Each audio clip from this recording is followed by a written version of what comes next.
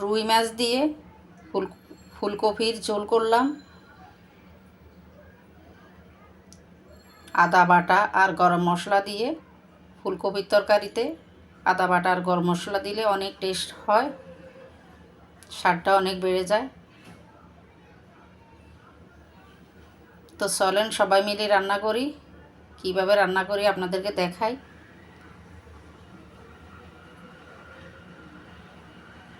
ফুলকপিটা এখন মোটামুটি সারা বছরে পাওয়া যায়,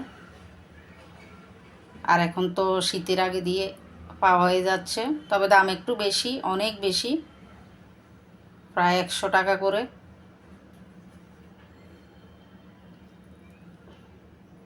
দাম। যাই হোক, তাও তো মাঝে মাঝে খেতে হবে।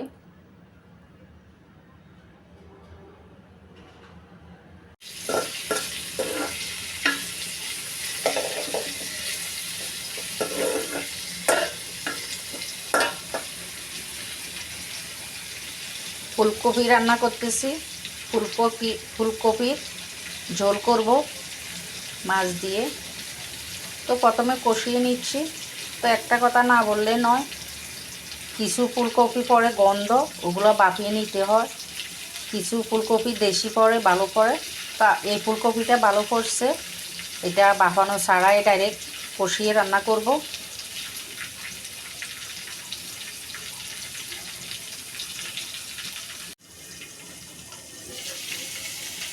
দেখে একটু সেদ্ধ করে নিলাম। তো সব কিছু দিয়ে কষিয়ে নিলাম ফুলকপি। আদাও দিলাম।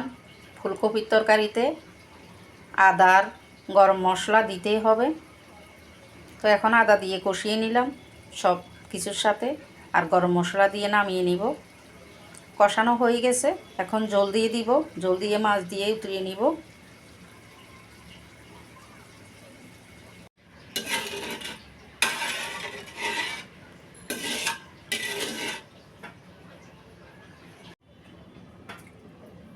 মাছ দিয়ে দিচ্ছি। মাছ আগেই লবণ হলুদ মরিচ দিয়ে ভালো করে কষিয়ে নিলাম, মানে ভেজে নিলাম।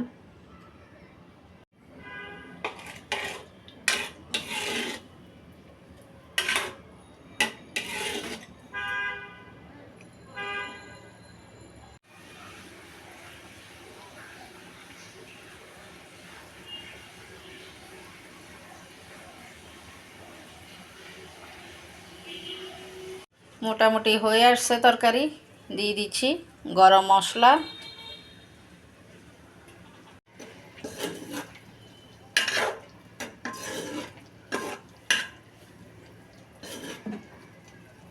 হয়ে গেল ফুলকপির ঝোল বা রসা।